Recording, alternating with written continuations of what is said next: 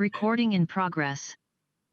This meeting is being recorded. This is May 25th. This is a work session of the Portland City Council.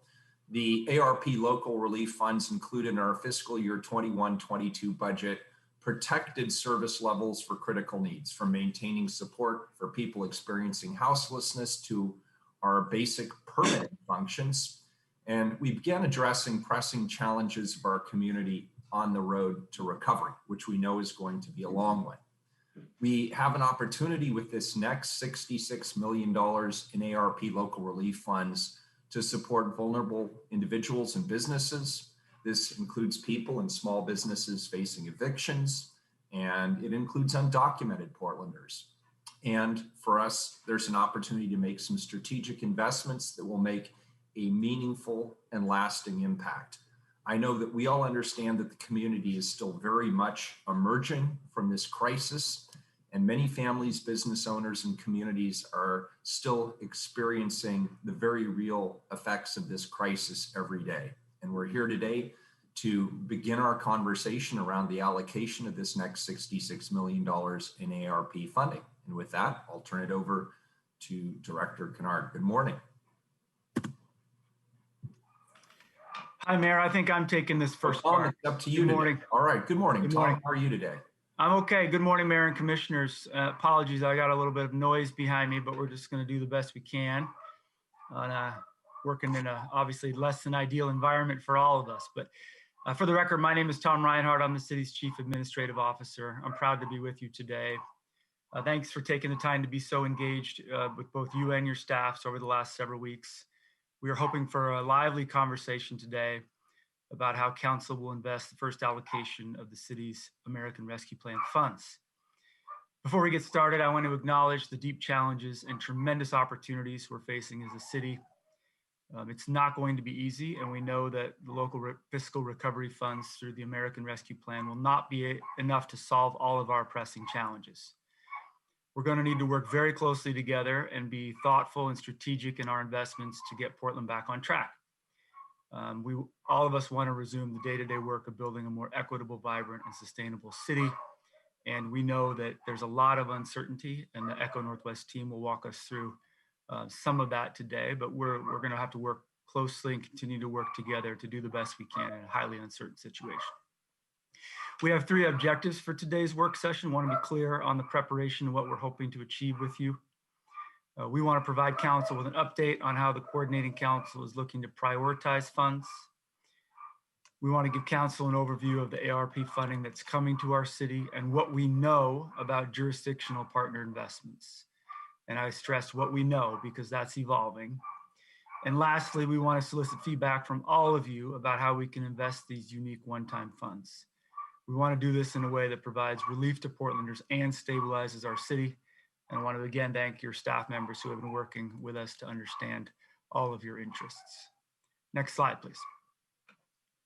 Our agenda has two main parts. In the first half today, Director Brandon will review the Coordinating Council's process to date, including an overview of our community engagement process. And we know all of you are interested in that, and thanks to you and your teams for pressing us to more clearly articulate what we've done and what we plan to do. We will also hear from Director Fraley regarding how our partners are considering how to allocate their American Rescue Plan funds and the timing around those decisions from various local governments. And lastly, we'll have a presentation from Echo Northwest that I just referred to that looks at all of the ARP resources coming to our region, as well as in the gaps in the available resources to meet those needs. We're appreciative already of what that team has done to brief us, and we know it'll be helpful for all of you. The second half of the session today will be focused on the following. We are going to determine how our city should spend the remaining $66 million in LRF dollars. We're not going to make any decisions today, but we're going to get more clear direction from you about how we should lead and run this process. Knowing that you as a council have made some initial investments in the approved budget, we still have $66 million left for this first 50% of the allocation. In order to do so and have a good conversation today, we will present a high-level overview of the pre-proposals that we received from both your offices and bureaus, and leave plenty of time for discussion with all of you about the framework that we are considering as a recommendation to you. Lastly, Michelle Kirby, the city's Chief Financial Officer, will provide a brief overview of how the city will interpret the regulatory requirements which govern the use of these funds. Before we begin, I want to note that we have reserved nearly half of this work session for council questions and discussion, so I'm going to try to hold everybody accountable to that. We don't get a lot of time with you together, so if I barge in and move from one agenda item to the other, please forgive me, but we want to make sure that the 5 of you get adequate time for discussion. To keep us focused, we continue to encourage liberal use of the chat function. I've been joking with staff members that we don't know what we're going to do after we end this virtual meeting process. We're going to have to pass paper notes again, I guess, or I don't know, interrupt each other. But appreciate the direction from each of our city council members in one-on-one conversations with Tom and myself over the past month, and the team of people who are doing the heavy lifting for this. So I want to particularly appreciate Jeanne, Ruth, Amy, and Andrea, who are facilitating this really incredible citywide collaborative effort. So following Mayor Wheeler's memo and direction, the Economic Relief and Stabilization Coordinating Council has established a process for allocating the American Rescue Plan local relief funds that builds on what we've learned over the past year and recognizes both the urgent and the persistent challenges that we face in Portland. Next slide, please. Based on the direction that we received from you at the April 1st work session, we finalized this statement of guiding principles, which grounds the process in a commitment to centering Black, Indigenous, and other communities of color, Portlanders with disabilities, immigrants, refugees, and undocumented Portlanders in the process, the priorities, and the outcomes. Confirms the focus on making investments in relief and stabilization activities to prevent and address houselessness, increase community health and safety, and address pandemic-related economic challenges. And finally, it emphasizes the importance of being prudent stewards of public resources by aligning our investments with other partners, taking a data-informed approach, and ensuring that these one-time investments have lasting benefits. Next slide, please. So building on City Council's top 3 priorities, as well as input received through community engagement and discussion among the Coordinating Council, the 4 priorities that you see here were identified as key areas of focus for investment. So that includes household stabilization, meaning reducing evictions, addressing houselessness to expanding access to close the digital divide, business and commercial district stabilization, from providing direct support to BIPOC-owned businesses to helping business districts across the city adapt. Community health and safety, which includes community cleanup, activating public spaces, and community safety system development. And community-based partner organization stabilization, meaning really supporting the capacity and the quality of partnerships with essential organizations that can help engage impacted communities and deliver services. As you'll see a little later on this morning, this priority is really a method for implementation, and it cuts across these other 3 priorities. It's more of an approach to deliver on the other 3 priorities than a standalone focus. Next slide, please. Extensive engagement with community partners over the past 16 months has provided significant information, has shaped these key priorities, and informed outstanding gaps. We can think about the engagement as a 2-phased approach, although it's not that neat. But in the first phase, we've been focusing on identifying key challenges and priorities. And then in the next phase, we'll be focusing on engaging more deeply around particular opportunities for intervention. So I'm going to talk a little bit about that in the next slide. As detailed in the community engagement summary that the team is resharing in the chat, engagement focused on key COVID relief and stabilization priorities has included monthly or bi-monthly meetings with the Economic Recovery Task Forces, diverse business chambers and organizations, workforce development, nonprofit, and labor leaders since March of 2020. Regular engagement with the Joint Volunteer Information Center's 75 community-based organizations focused on household and community needs like food security, including a survey in December of 2020 and March 2021 summit on key outstanding priorities. 5 action tables with 50+ attendees per table since April of 2021, which are focused on idea generation, are open to the public, and is focused on ideas that lead to implementation, and has included a survey for priorities as well. Consistent engagement with the Portland Housing Advisory Commission on what to prioritize with local government funds, from CARES funds to American Rescue Plan investments. Direct engagement with people experiencing houselessness through the Joint Office's Street Roots Ambassador Program, which included a survey of 383 individuals. Recording stopped. In the fall of 2021. And while there has been a number of conversations with Just a minute. Keelan, can you make sure that the recording goes back on, please?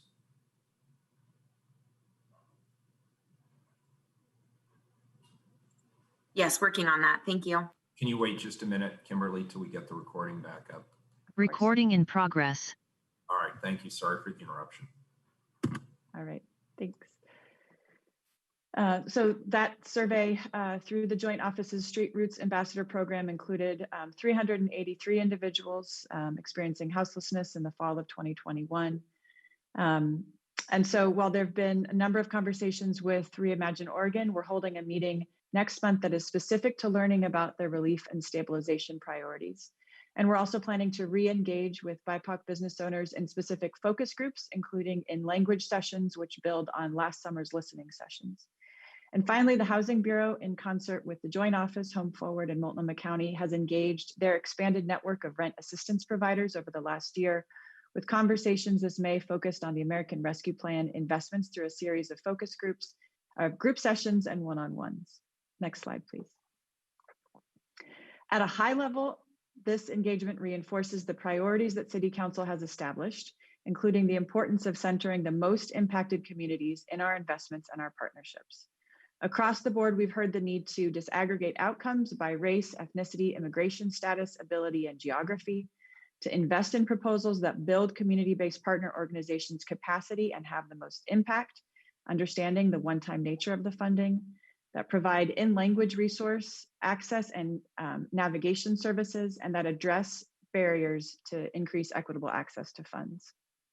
This engagement has also provided specific recommendations that you see here. Those include rent and utility assistance, especially for Black and African American population that continues to suffer eviction and houselessness at higher rates. Interventions for people of color experiencing houselessness that reduce discrimination and increase staff that represent BIPOC communities experiencing houselessness. Support for mortgage and foreclosure assistance. The importance of youth, workforce, and enhanced job programs, and the need for additional support for BIPOC-owned businesses, childcare access, food access, digital access, and public health and mental health services. Next slide, please.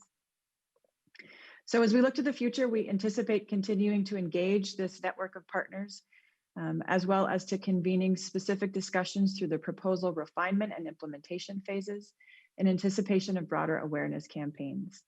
The goal here will be to prepare for implementation and make sure that we are working in a collaborative way with people and organizations that will be entrusted with investing resources and making sure that the programs have an equitable benefit for Portlanders.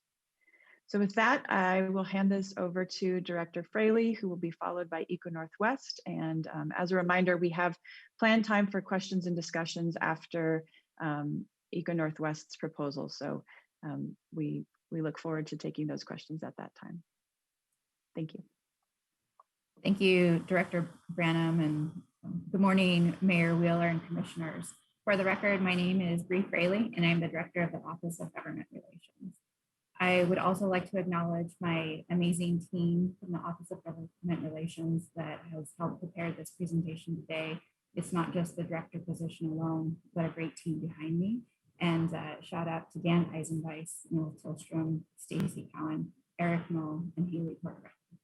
This morning, I will provide a brief overview of the federal legislative actions of the last 6 months and preview potential future stimulus legislation.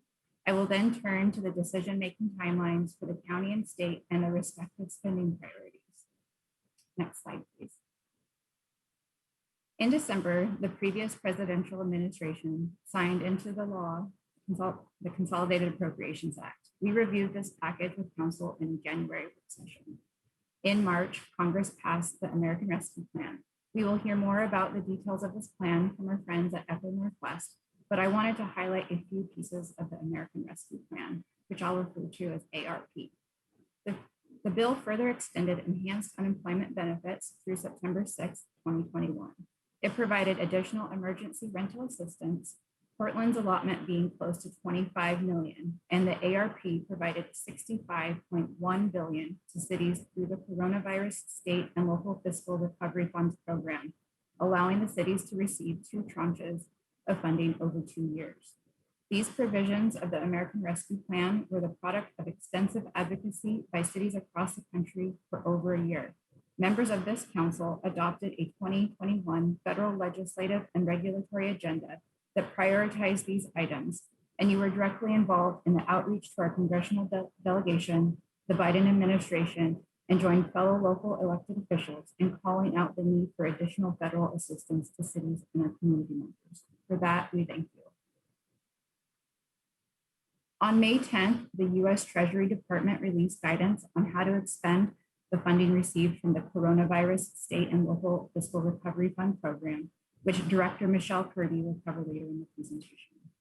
The Biden administration has begun discussions with members of Congress on 2 additional pieces of legislation, the American Jobs Plan and the American Families Plan. These bills would invest in infrastructure and then education and domestic spending, respectively. There is still uncertainty surrounding the future of both pieces of legislation.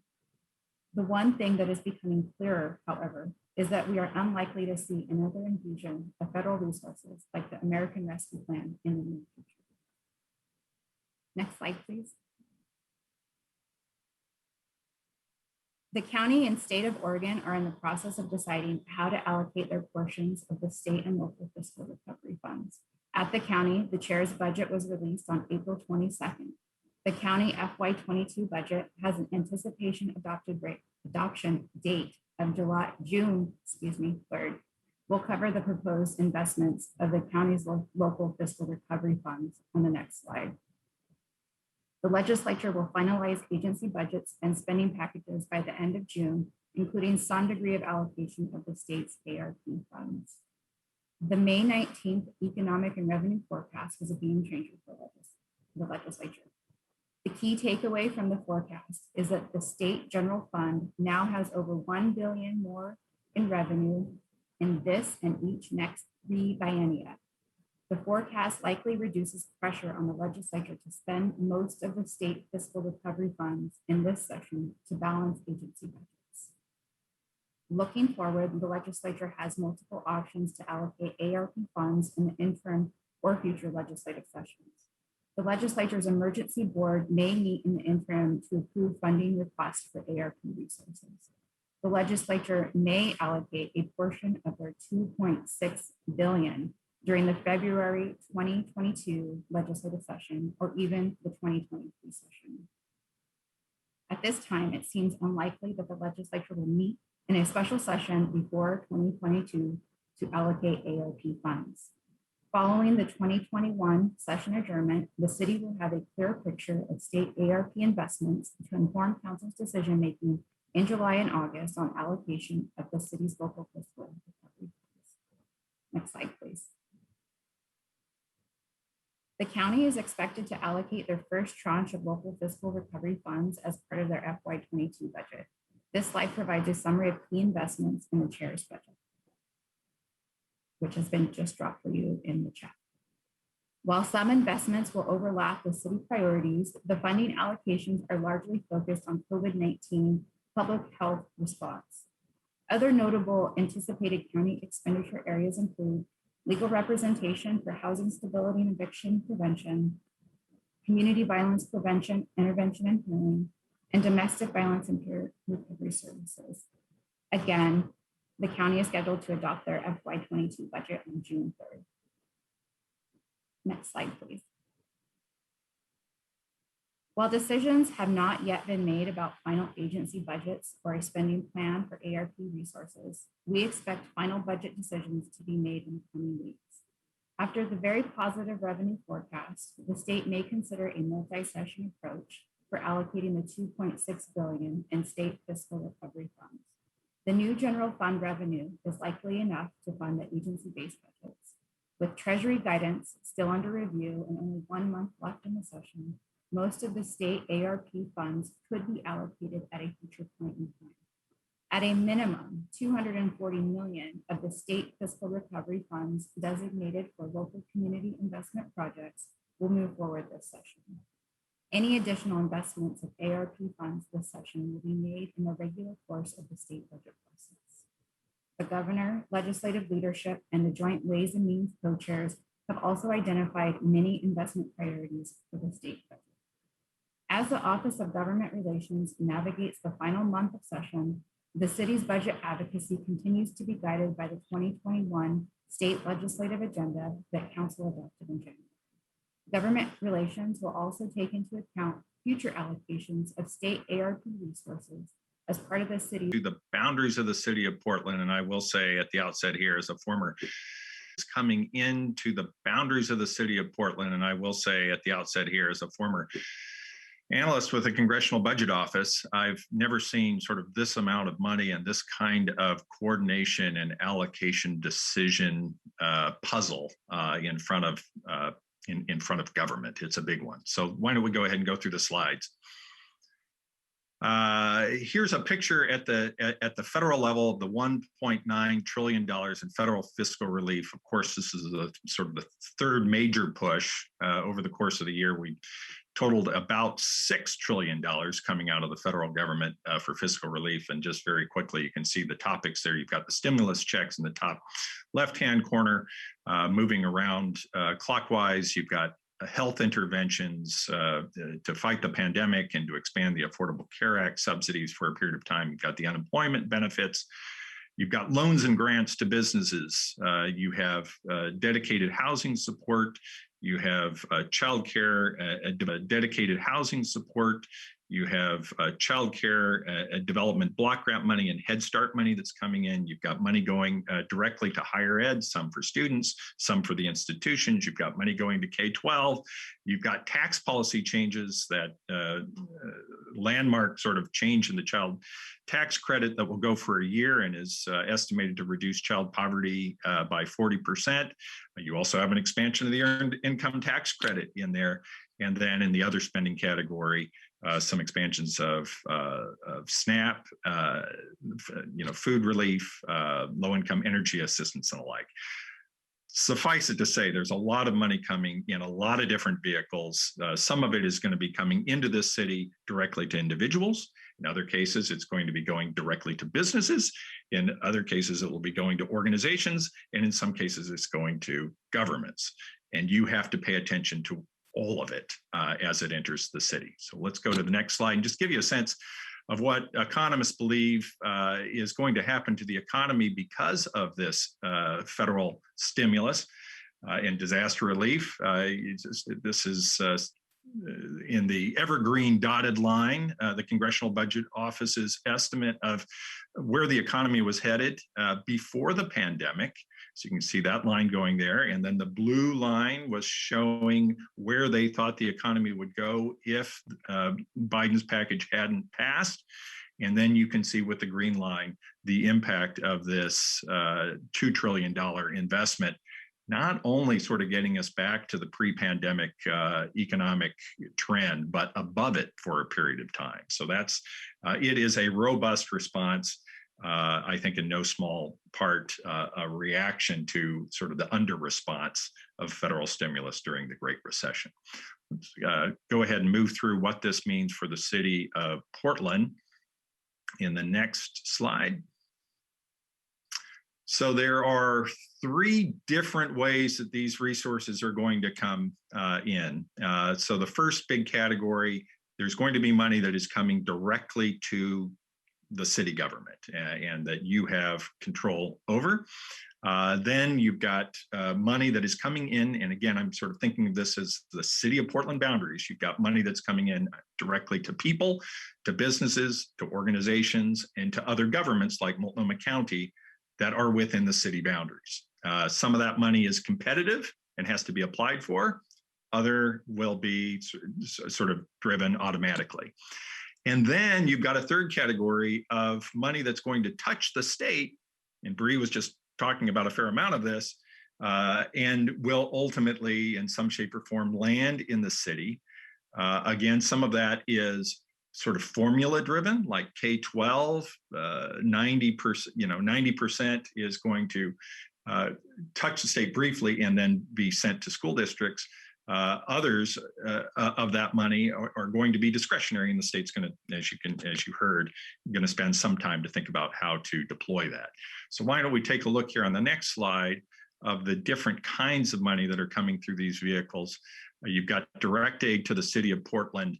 On the left-hand side, that aid to local government is what I'm saying is what you're sitting down and thinking about today. You have some emergency rental assistance and houselessness assistance that is coming directly to the city and that you have sort of direct governance of. And then if we go down that middle column, direct aid to individuals, businesses, organizations, and other governments, you've got the stimulus checks, the unemployment insurance, child tax credits, EITC, the Paycheck Protection Program, aid to Multnomah County, housing vouchers, community health centers, transit, the list goes on. And then the state pass-through, formula or discretionary, you've got that big chunk of money going to the state that they've got to figure out what to do with. You've got K-12 money, capital projects, childcare, small business money, rent and homeowner and houselessness assistance the state's going to receive and try to decide how much they want to put into the city, mental health and substance abuse. And then I think there's still this idea that they're going to give every state representative $2 million and every state senator $4 million to sort of figure out what they want to do in their districts. That would be an area that I would sort of advocate the city want to sit down with some of their senators and representatives and have some aligned thinking there. So again, just a remarkable amount of money and a remarkable amount of sort of coordination and allocation going on here. Next slide. Just to give you a sense of how much is in these three buckets. Oh, and actually the little bar doesn't show up there, but I'll speak to it. So the direct to city government piece, the part that you're talking about today, along with sort of the direct monies for rental assistance and the like, sort of in the neighborhood of $300 million total. But you can see dominated by money that is coming in directly to individuals, businesses, organizations, et cetera. And you have to be paying attention to all that direct money as you're thinking about what to do with your own money. If the shading had shown up here, our estimate is that pass-through money from the state is probably going to be in the neighborhood of $800 million, so bigger than the money that's coming to you directly. All told, if you sort of put this all together, and remember this is the time frame that goes from today to potentially the end of 2024, you're talking about something in the neighborhood of $3.5 to $4 billion. But remember, that's an awful lot of money and an awful lot of opportunity, but it's sitting in an economy that is, $65 to $70 billion a year. So it's a lot of money, and it is going to make a difference, but still sort of relatively small compared to the size of the overall economy. Next slide. Just to give you a feel here, $600 billion probably has already landed in Portland through the stimulus checks. And there you can sort of see how that likely was distributed across the city. Again, sort of putting your mindset of that maybe $4 billion total, $1 billion of it, or 1.1 billion of it, is sort of a combination of these stimulus checks and what is likely to come through in the unemployment insurance to individuals. Next slide. A major piece of this is where are the gaps, or where are gaps likely to be? We called around a lot. We talked to 211, we talked to the Oregon Food Bank, to the Oregon Center for Public Policy, the Restaurant Lodging Association, the Oregon Community Foundation, and then with city staff and a number of other community partners, et cetera.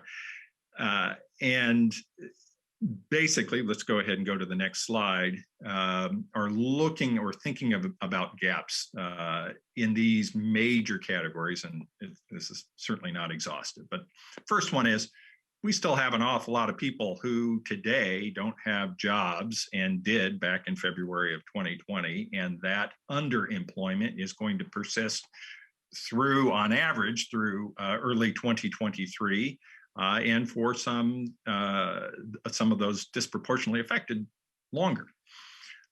Second one, a big sort of known unknown is the adequacy and the implementation of the rental and houseless aid. That is unknown, and we will get into that topic. I think also unknown, the adequacy and the implementation of aid to small businesses. There's an awful lot of money coming, but it's going to take some time to know whether what Congress came out with for restaurants, for other small businesses, and for shuttered venues and the like meets the need. Fourth one, very clearly, undocumented residents are ineligible for specific federal programs. That is a known gap.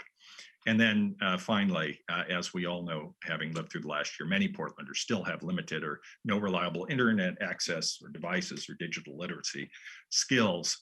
That is something that we know has not been fully resolved over the course of last year. Next slide. Just to provide some data on a number of these, here's the employment story with Multnomah County and sort of the charcoal dark line, and then the Portland MSA as that lighter color. Portland and Multnomah County, it sort of uncharacteristically took a bigger hit in this recession than the rest of the state. And that is in no small part because there is a concentration of restaurants and hotels and tourism activity in the city of Portland. And so unlike most recent recessions, bigger drops in employment, higher levels of unemployment here than you see in some other parts of Oregon. And so we still have, as of the end of March, we had 62,600 fewer jobs than before the pandemic. And you're going to have tens of thousands of people who are still not back to work throughout all of next year, which I think sort of opens up a question and an opportunity for training opportunities, especially because the people who have lost these jobs disproportionately out of that leisure and hospitality sector have low levels of post-secondary education, if at all. They are younger and disproportionately members of BIPOC communities. So training opportunities there for sure. Next slide.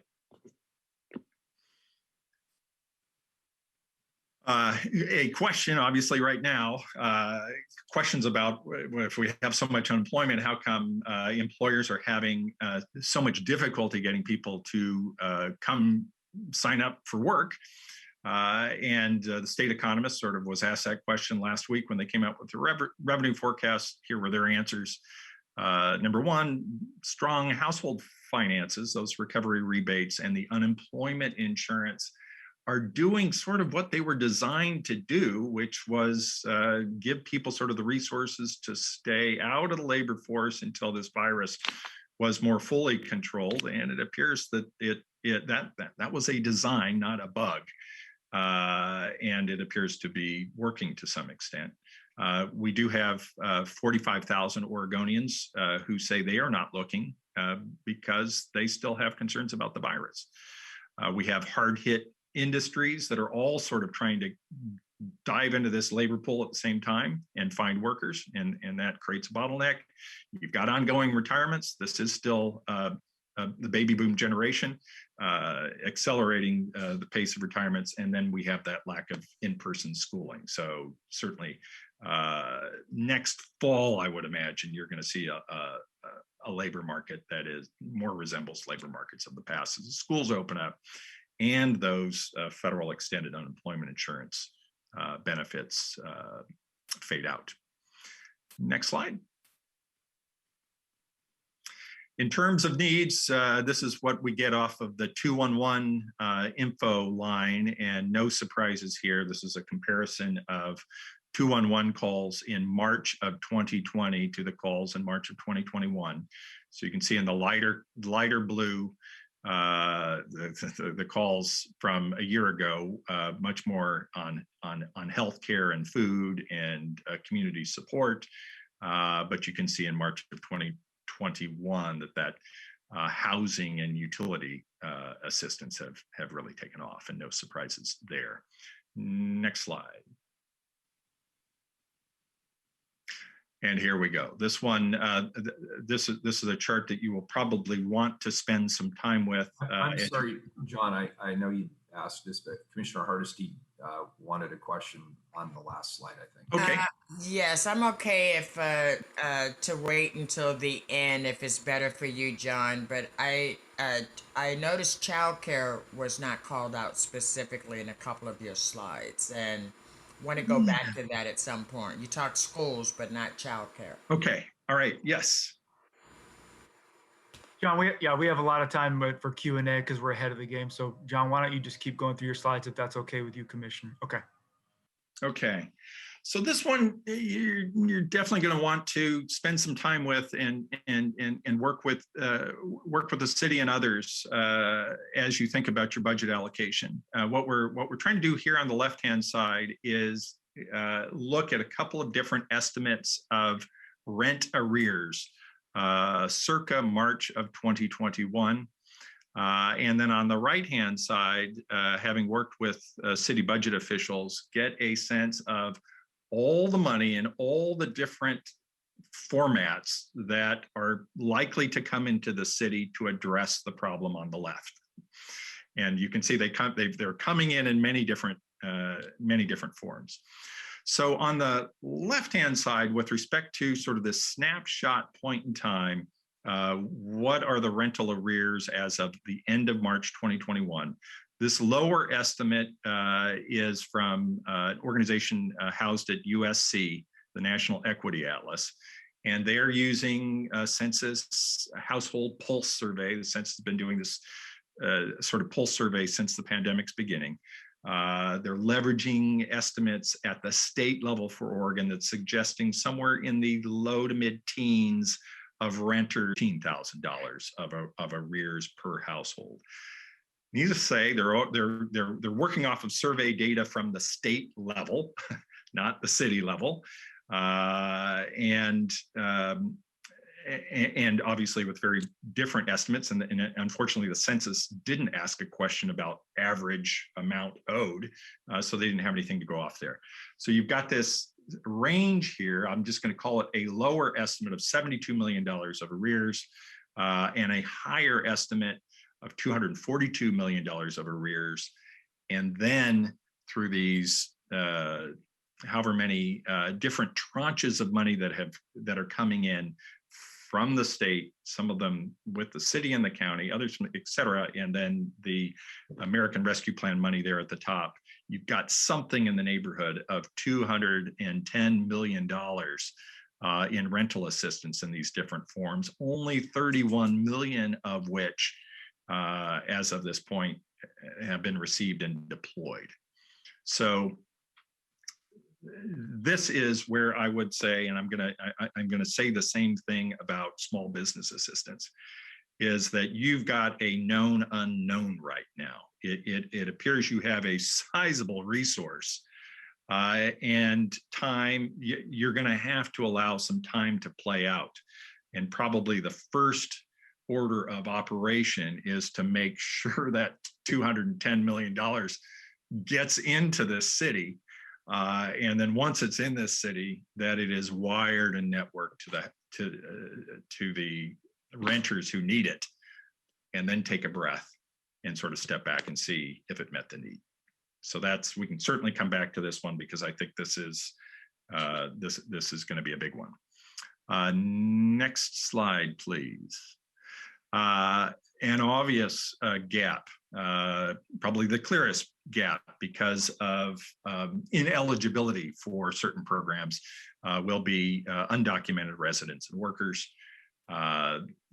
We have operated over the course of the last year an Oregon Worker Relief Fund, providing one-time disaster relief to Oregonians in financial need. There have been 3 separate funds that have been set up. A relief fund that sort of mimics the unemployment insurance, but is available for only 4 weeks. A quarantine fund of $1,400 for any individual who has to be quarantined and can't work. So that's $1,400 per incident, and then a small enterprise fund. Multnomah County is home to an estimated 17,200 undocumented workers. I don't know what the unemployment rate is for those 17,200 undocumented workers, but CAUSA and others are advocating creating something akin to the unemployment relief that you see, the general one that has come out by the federal government of $430 a week, and extending that for 26 weeks per unemployed undocumented worker. Obviously, this is an area where this isn't only your lift. You've got the county should be thinking about this. Obviously, the state should be thinking about this as well. Next slide, please. And then finally, this one, this is a pre-pandemic estimate of Portland area households with children that have high-speed internet connections at home. And you just see a big racial ethnic difference here, even by income. You go households less than 25,000, almost 90% of white households with internet, only about half of BIPOC households, et cetera. And you see that deficit all the way through the $75,000 to $100,000 households. So clearly this is a gap that you're not going to want to see on the other side of 2024, given the resources that we have to work with. So that's what you have with respect to gaps. I think that brings us into the next slide, decision-making framework.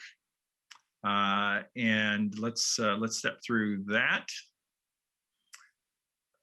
In my mind, sort of the order of operation in 6 steps here. Number 1, and I think you've already sort of started this work, if not finished it, is really get your pencil sharpened and say, what were your current service needs? What did you need really to replace the revenue that you lost because of the pandemic? That was kind of the original purpose of these resources. So just make sure your pencils are sharp. Number 2, which you are doing, is keep an eye on neighboring governments, both obviously Multnomah County and then the state. Number 3, ensure the city and its partners have the capacity to link people and businesses to the aid available to them. When I talk to all of those organizations, 211, the Food Bank, Oregon Community Foundation, et cetera, they all emphasize the need. I think of all that money that's coming in all those different formats, and just making sure that it is wired and that Portland is getting its fair share of those resources if those resources are competitive. And that certainly if that's money is coming in and you're governing it, you just got to make sure that we're connecting to all the people who are eligible for. Number 4, address the clear immediate gaps. The undocumented workers would be one that we know for certain right now is a gap. I would say with respect to renters and to small businesses, it's just really unclear right now if the federal government got those numbers right, and it's going to take a little bit of time to sort that out.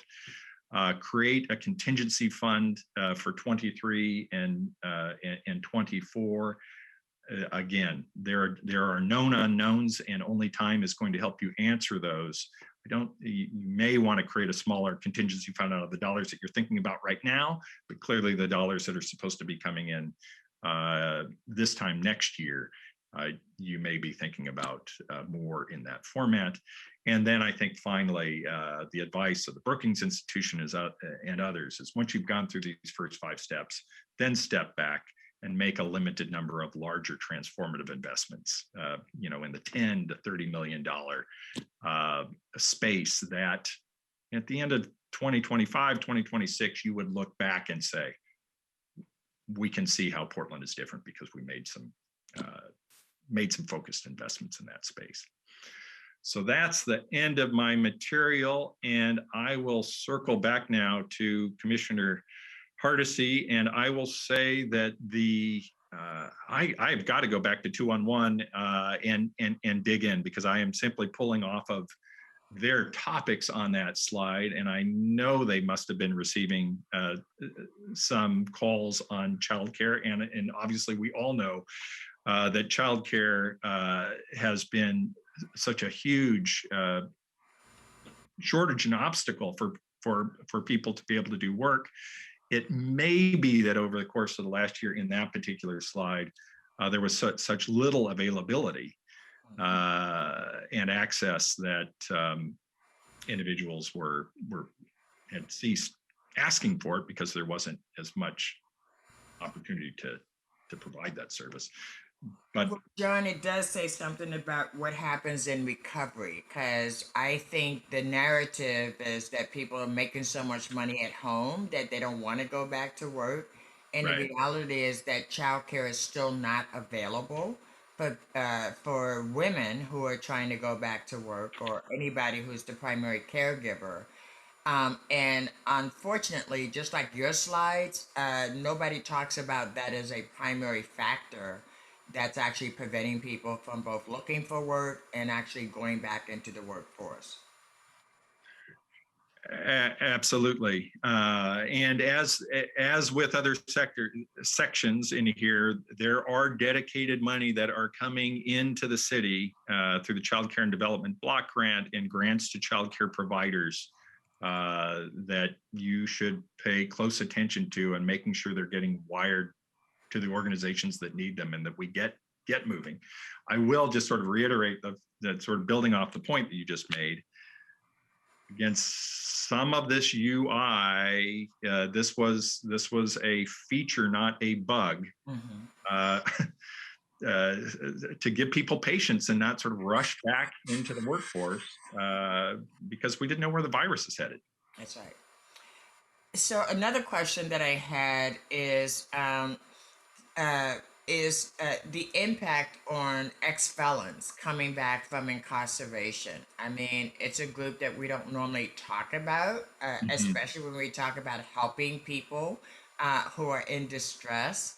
But it is clear that even before COVID, that we did not have a re-entry program that actually helped people stabilize who are coming back from incarceration. And I assume that it's only been exacerbated by what's happened with COVID.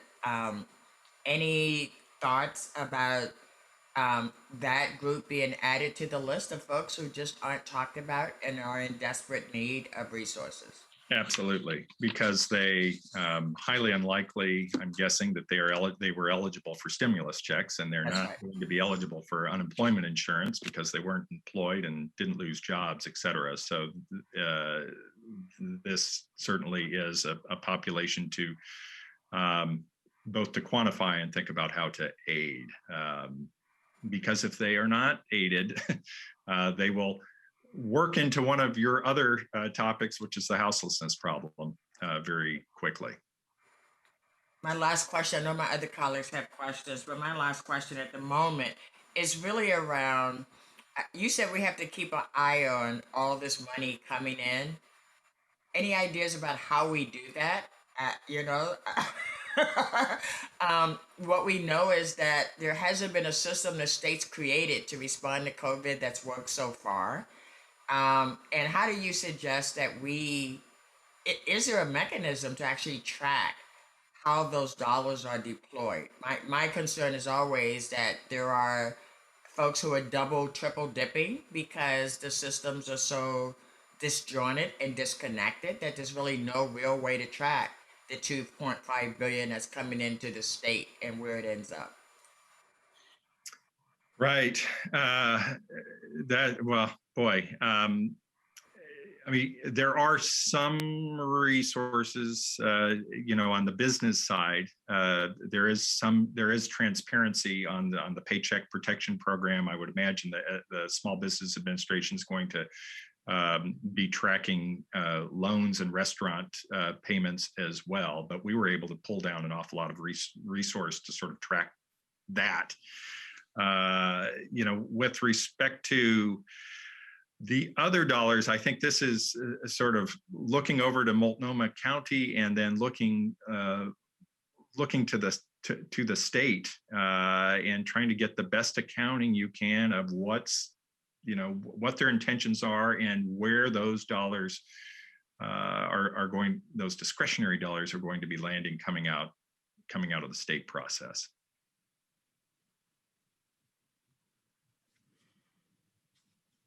Other questions from council? We have about 15 minutes here for Q&A. Yeah, let me just ask a quick question while others are thinking. John, could you hone in a little bit more, if possible, the rent arrears, where we can estimate the rent arrears? You gave us some data on that. And then you made a number of assumptions. Has anybody done any polling of landlords to ascertain, based on the arrears, what percentage of those arrears could actually lead to evictions? I'm assuming many landlords will renegotiate, or they'll want a particular tenant to stay in their housing or their building because they're good tenants. So we shouldn't assume 100%, but what are we assuming in terms of eviction rates? And is there any surveys that anybody has conducted? Is there any data that we can hang our hat on in terms of at least a guesstimate on the percentage of arrears that could lead to evictions? That I'm unaware of. I would simply say here that it appears that the resource that is wired to come into the city is of magnitude, not only to address the acute need that you're describing, but potentially to do to rent arrears in the city what has been described about student loan forgiveness at the federal level. It's sort of a one-time reset of arrears. Remember, we had arrears coming into the pandemic. Right. Everybody was fully paid up on their rent. And in essence, the resource that, and it appears this was the intent of the Biden administration and the Democratic Congress, was to provide enough resource to take those at this point in time to zero. But that doesn't mean that we've solved severe cost burden status and cost burden status, and those arrears aren't going to immediately start accruing again as we go forward, because we haven't solved housing unaffordability in Portland at this one time. And John, my point here, we should prepare, Dan, Commissioner Ryan and I had a conversation this morning, and we both agreed we should prepare for the worst, but hope for the best. And honestly, some of the projections, I believe, are worst case scenarios. So I just want to keep that in mind. My second and last question, and then I'll turn it over to my colleagues. I see they have questions as well. Have you or other economists begun to understand in any meaningful way the shift in our economy? Obviously, there are probably some permanent or at least some long-term shifts in the economy, and understanding our revenue stream as a municipal jurisdiction. Is there anything we should be aware of in terms of how the economy is shifting structurally and what implications that could have for the long-term fiscal stability of the city? Yeah, I could at least get to the first part. I don't know if I can fully tie it back into your revenue stream, but you've heard many people talk about this pandemic accelerated trends. It accelerated automation. So it has absolutely done that. It's sort of taken a step up in online purchasing, accelerated the sort of a move away from bricks and mortar and toward online shopping. I think it has also accelerated the swap out of labor in the restaurant and lodging sector to some extent. Your ability to walk into a restaurant and take a picture of a QR code and order and have somebody sort of walk around the corner with something to serve you is probably going to be carried forward by some restaurants, and that's going to reduce labor needs. Similarly, hotels, certain hotels have sort of step back their break-even occupancy levels by not providing sort of daily service of rooms. And so now, instead of having a break-even level at 50% occupancy in a hotel, you may have a break-even level at 25% occupancy in a hotel. That, again, it's a different level of service, requires less labor. I think we're going to see a fair amount of that as sort of a permanent shift in the leisure and hospitality sector. And I promise this is my last question, colleagues. Okay. If I wanted to stay abreast of the current discussion, because I know this is an ongoing discussion amongst economists and economy watchers, where would you direct us? Where are some good sources that we could get regular information or updates on some of these potential economic shifts? I would say Josh Lerner's blog at the Office of Economic Analysis of the State. Oh, that's a shameless plug. There you go. Good. That's exactly what I wanted. There we go. Good. Okay. And that's Josh Lerner's blog. Are there other sources you direct us to?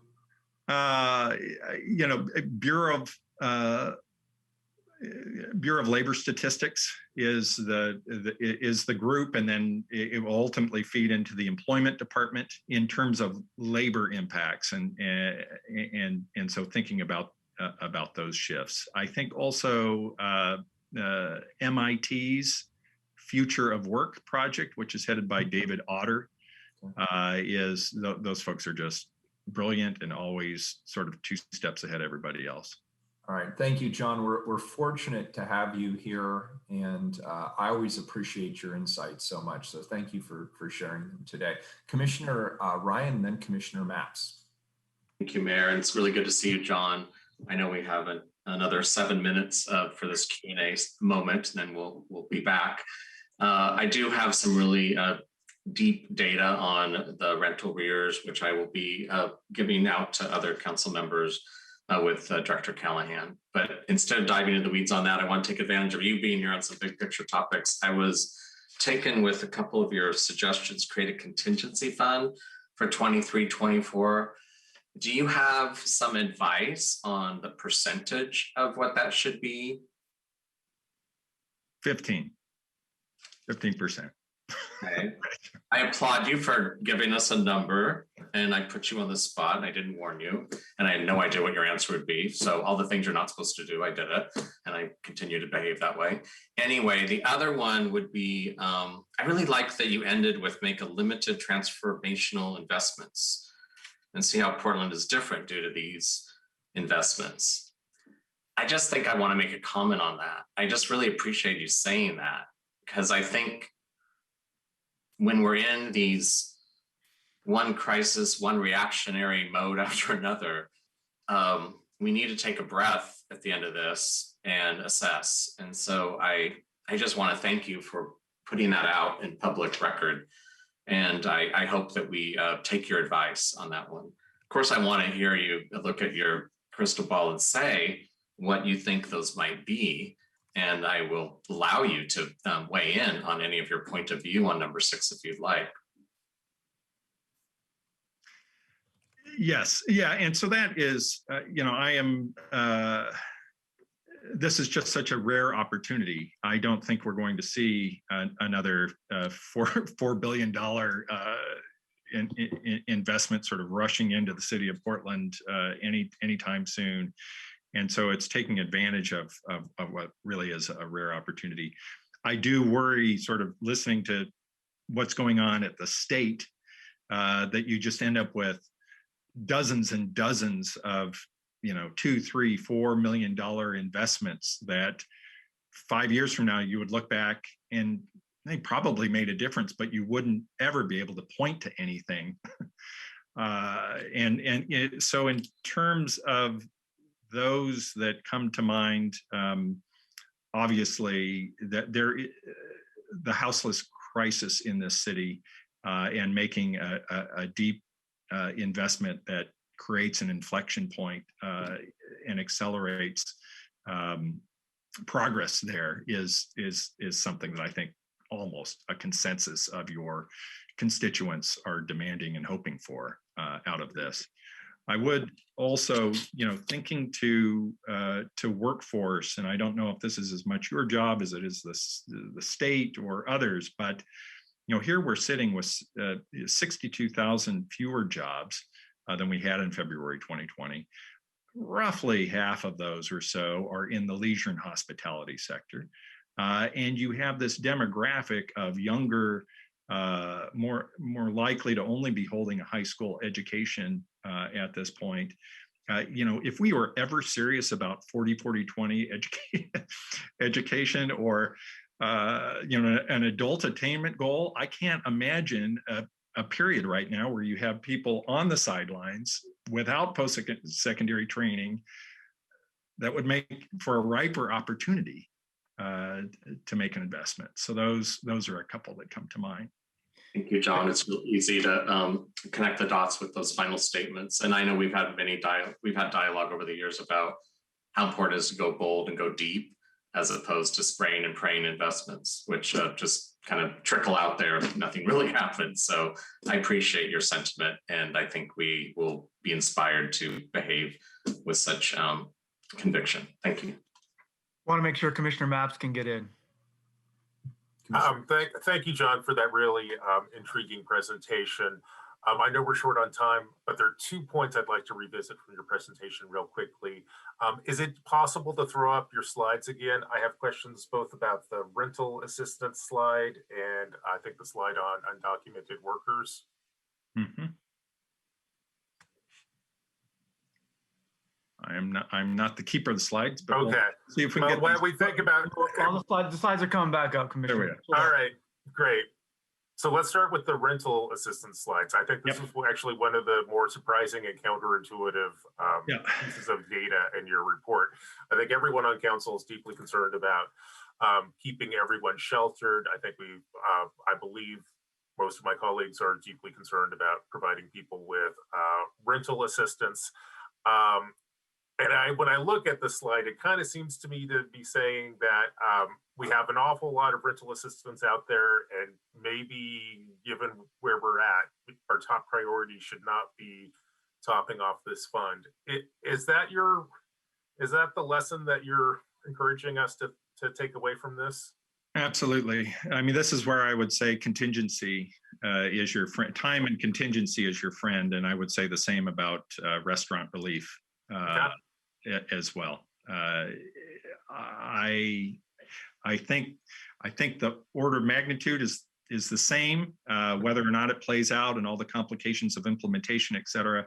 I would hold some money out to the side in case we didn't get it right, but not add money in the name of that right out of the gate.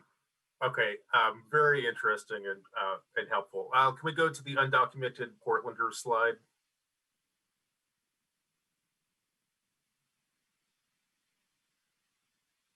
It's the next one.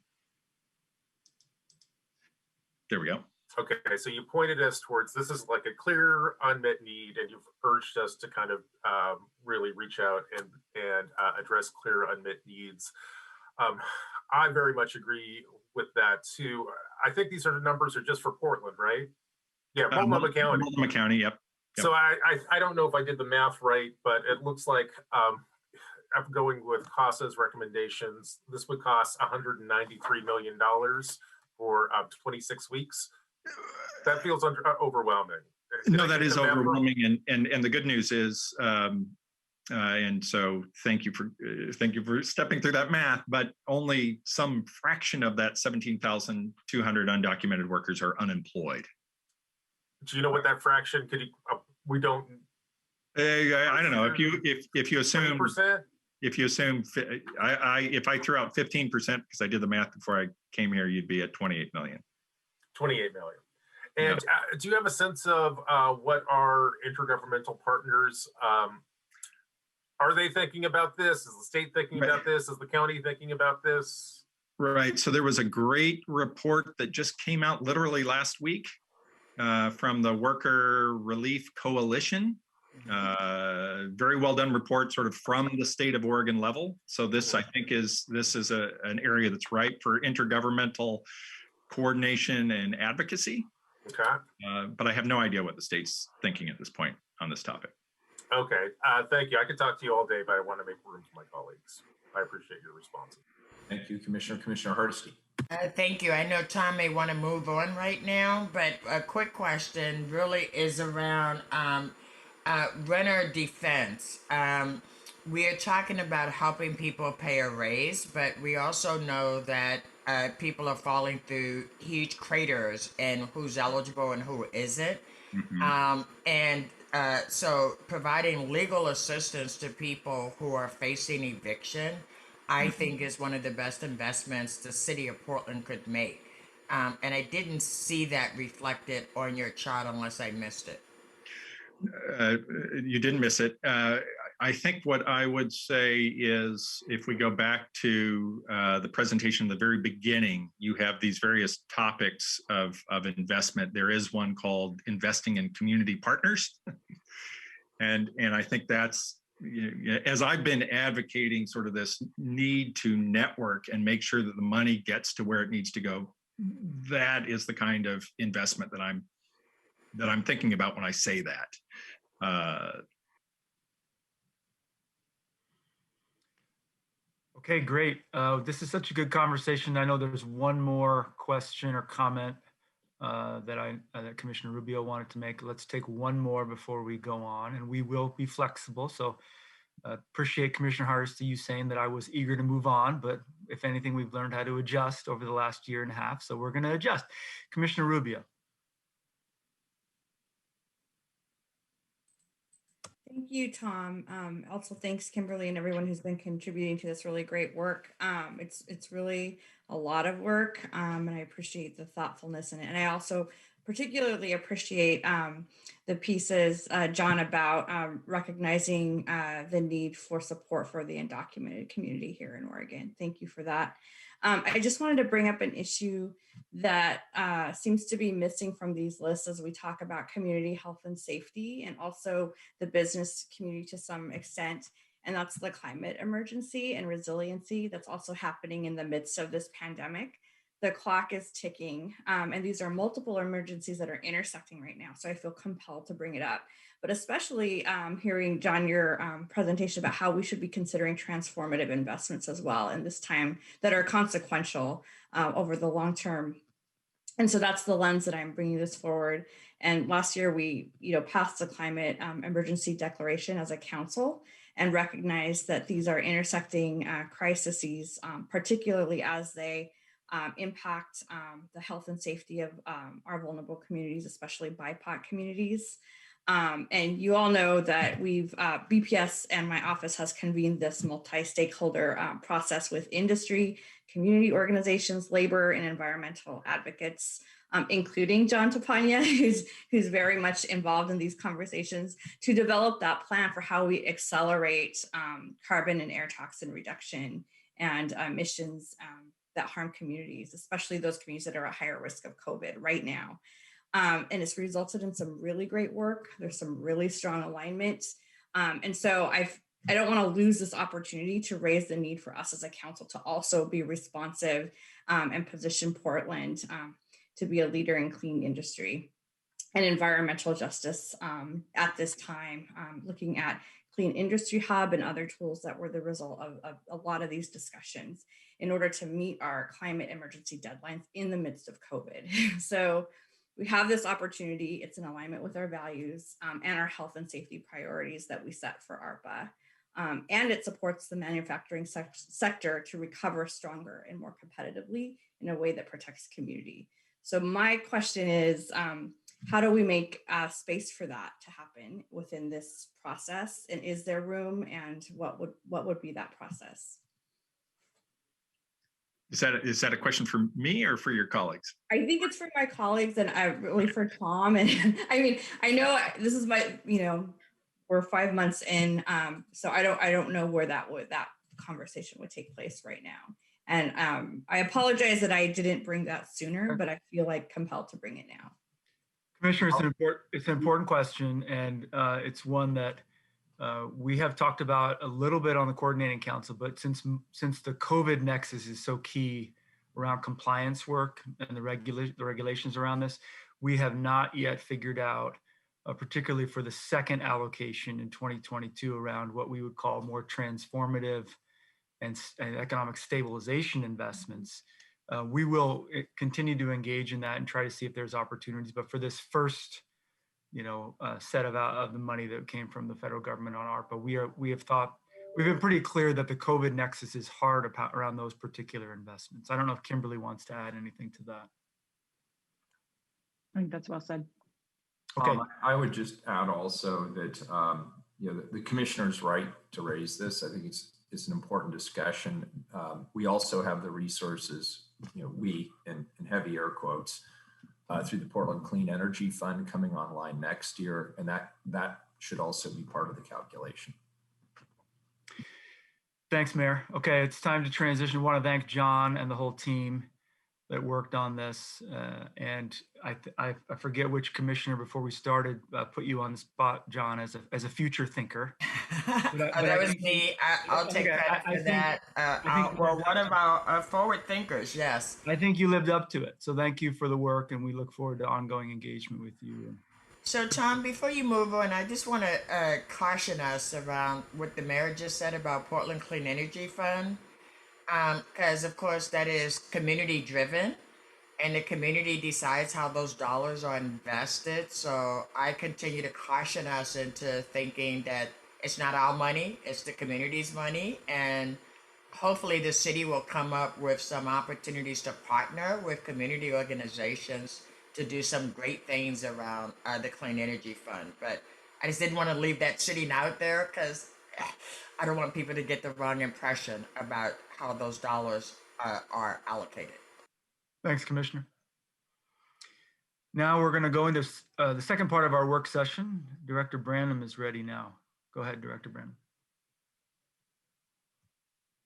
All right, thanks, Tom. So I'm just going to walk through a few slides to help tee up your conversation around priorities and ground you in City Council's recent budget decisions, how we actually get to the $67 million and some of the sort of a high level overview of the pre-proposals. Next slide, please. All right, so on the left-hand side here, let's just walk through how we get to $67 million. And because I want to be accurate, it's actually 66.6 million or just around there. So I want to say that these are rounded numbers, but we start with approximately $208 million of the American Rescue Plan local relief funds. Those are dispersed in two tranches, with the first $104 million or so in local relief funds received last week, May 19th.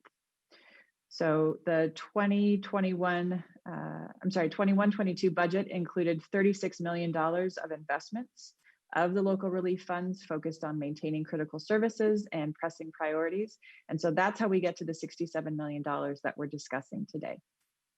On the right-hand side, you see the approximately $95 million of new investments already allocated through city sources to priority areas in the 21-22 budget process through the $36 million in American Rescue Plan, local relief funds, new general fund, and cannabis fund investments and other American Rescue Plan resources. So your allocation of the $67 million will be in addition to the new $95 million, as well as ongoing resources. Next slide, please. All right, so as you're aware, City Council offices and bureaus submitted a total of 146 pre-proposal ideas, equaling approximately $444 million in requested funds. The project team supporting the coordinating council reviewed at a high level the eligibility and alignment with the identified priorities and brought that down to about $293 million. So new 293 is still 4 times the request that we have in terms of the available funding. And of the 293, household stabilization represents about 60% of requested resources. Business and commercial district support makes up approximately 26% of requested resources. Community health and safety is approximately 13%. And then there's about 3% for other categories around ARP support that we'll need to review further. Next slide, please.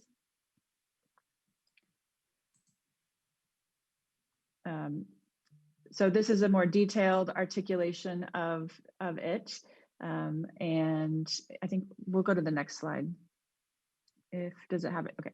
So if we were to proportionally scale down the 293 million in requests that we think align with the identified priorities and are likely eligible given our understanding of the guidelines to equal $67 million, the investment in key priorities would equal the figures that you see here. So that would mean allocating just over $16 million to houseless response for priorities such as safe camp and rest areas, alternative shelters, wraparound services, $13 million towards housing stabilization. So that could include rent assistance or mortgage assistance, eviction prevention or legal aid, $11 million towards household assistance. So that would be that could include the Oregon Worker Relief Fund, digital divide, utility assistance, $11 million towards business support, such as commercial eviction reduction, healthy business permits, or technical assistance, $4 million towards workforce development, so connecting dislocated workers to job training and work opportunities, just under $2 million towards arts and culture, so that could be the next phase of venue support, support for BIPOC artists, murals or events, $2.4 million towards community safety for violence prevention or park rangers or reimagining safety projects, $2.3 million towards graffiti, vandalism, and trash expansion, and $1.6 million toward neighborhood and space activation, so event grants or public art installation, commercial district activations, and play streets. So this is really meant as a starting point, and Tom is going to now help facilitate a conversation, but this gives you a sense of sort of the outstanding resources, the outstanding requests scaled to available resources. So with that, I'll hand it back over to Tom. Great, thanks, Kimberly. So before we get into discussion, just a couple of points to try to frame it up here. You as a council helped shape the guiding principles around the use of these funds. Thank you. The jurisdictional partners, as you've heard, mostly have complementary priority areas. We believe our proposed investments at this point are not duplicative. And in the areas where there is overlap, we're going to need larger scale investments, as a couple of you have pointed out. I want to continue to emphasize, and it's hard in this environment that we're only seeing each other virtually and irregularly, that there are large amounts of rescue plan resources outside the local recovery and fiscal funds that we received, as John pointed out in his presentation. It's very difficult to get our heads around the full scope and impact of this. And we are strongly encouraging the council to look at addressing priorities that we can uniquely make an impact on, as hard as that'll be. We know also that our most underserved communities, undocumented Portlanders in particular, are ineligible for many of the normal social service programs like SNAP benefits or economic impact payments. Lastly, I want to come back to John's point that recommended leaving some funds for contingency. I tried to address that in the chat. We are doing that. That's why we proposed the two-step process to council. Even though we're feeling optimistic, we just don't know how the arc of the pandemic will play out. And we also don't know what the world will look like in 9 to 12 months. So we wanted, as your professional staff, to give the council some flexibility in terms of how this two-step process will work, for the second 104 million that we anticipate receiving in 2020. Next slide, please. So I want to take a minute to revisit how our pre-proposal allocations look scaled to the $67 million, in resources that we have. So this builds on what Kimberly just outlined.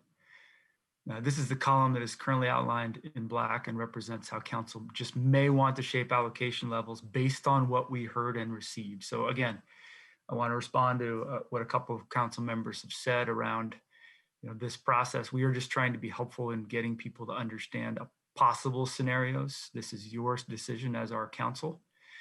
But building on what we have said, there are lots of factors here, and the information from the community and from economists and others is changing rapidly.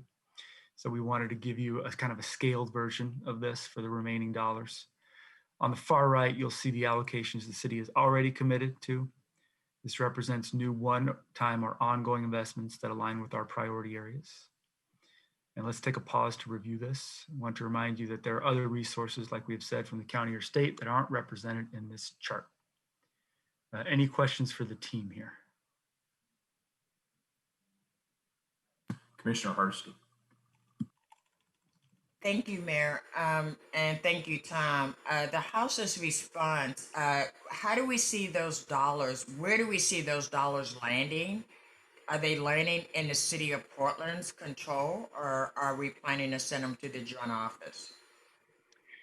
Good question. I think someone on the team would be better positioned to answer that than I will. Is that a GN question?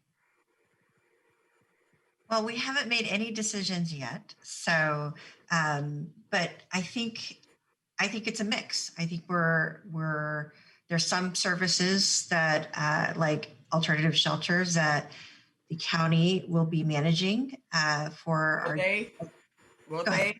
I don't know that we know that that's so. So I would be very concerned with just giving the joint office another 17 million and hoping they do what we want them to do with it. For sure. I'll just put that out there. Yeah. So I'm currently working with the joint office to transition the management of the outdoor shelters to the joint office. And so we're in conversations. They have purchased the pallet shelters for our new locations. So it's a good partnership that's forming right now. And the full intention is for them to manage it. And we've been in deep conversations about it. So. And the other options, the safe camp and rest areas and wraparound services. Wraparound services would be a organization that has been contracted by the joint office. And then the safe camp and rest areas, I'm not quite sure. So Commissioner Ryan may have some visioning around who will manage that. Yeah, thank you. Thank you, Commissioner Hardesty. I was in conversation with the chair last night about this. And when it comes to the rescue dollars and the construction of our safe rest villages, that would be under the city's purview and control to build those. And then when we get to the management of case management services, that's a different conversation. But in terms of getting it up and running and the urgency of building these, that you and I share that value, there's definitely an opportunity for us to drive. I'm happy to hear that. Let me just say it's because I don't want to continue to be frustrated by just pouring money into a broken system. Could we put the chart back up again, please, Tom? Sure. Gian, you want to put the chart back up quickly? Thank you. I guess one of my concerns around the housing stabilization is that what we've seen since the beginning of the pandemic is how chaotic these systems have been. And you know, the state has never had a system that worked the first time they tried it. And so I'm wondering if, in fact, it would be more prudent for us to, in fact, hold back some of that housing stabilization dollars until we see what's playing out at the county and state level. Because honestly, we've seen so many defaults, and I mean, when somebody thinks that 90-year-olds should be signing up to take a vaccine online, that tells me they haven't thought through how people access the system. We saw it with the paycheck protection early. People with expertise in data systems and how to interact with government get access to those funds, where folks who don't. And I'm just very concerned that we're going to pour money into places that we always pour money. Right. And we're going to find out that there's a whole lot of people left behind. Yeah, Commissioner, we share this worry. And I think we've mentioned in the learning from the CARES Act funds that we understand that we're going to have to pay careful attention to this. I think I've told a couple council members, I should tell everyone, we have been in discussion with local foundations as well about what they have heard around implementation, how we could partner with folks to ensure that however the money is allocated, that we're working in a much more efficient and productive way, and just along the lines that Commissioner Hardesty identified as issues. So thank you for mentioning that. If there aren't any other questions on this chart, I think it would be more beneficial for council to get into discussion questions. So unless there's Sorry, Tom, one more. Oh, go ahead. And it's around workforce development. Please. Work systems sucks up all the statewide workforce dollars. So I'm just wondering why we would be given another $4 million to do that. Especially when we know that there are all kind of federal dollars coming in around supporting this effort. So I'm a little confused why we would be the ones that would put 4 million in there. Yeah, and again, the reason that we put together this chart was just to give council an idea of if we rolled up the remaining 67 million, in a kind of in a proportional way in terms of the way that money has already been allocated. This is what we would do. This is not what council needs to do, and there are questions about workforce development and other areas like you have just mentioned, Commissioner Hardesty. So, we're trying to get council in a very complex information and scenario and environment just to see if you went forward in this way. This is kind of trying to get your heads around what is a possible scenario. We are not recommending yet, making a full recommendation to you. We just didn't want this discussion to occur in a complete vacuum because it's so complex. Okay, any other questions before I move to the discussion questions? Mayor, do you have one? I see you looking up. No, I'm good for right now, Tom. Okay. So, key questions that we thought would be useful for the five of you to discuss amongst yourselves and to ask us any questions about, or how is where is the city best positioned to move the needle on outcomes, particularly knowing what we know about partners and their investments? And how would you reallocate funds across priority areas based on what you are hearing, what you learned from the presentation today, and how you view the highest and best use of these funds? So first, where is the city best positioned to move the needle would be the easiest way to say it. And how would you reallocate funds across the primary areas of our investments? We're going to stop sharing the screen and just hope for an open discussion with council that will help us shape recommendations going forward into the summer. Commissioner Hardesty.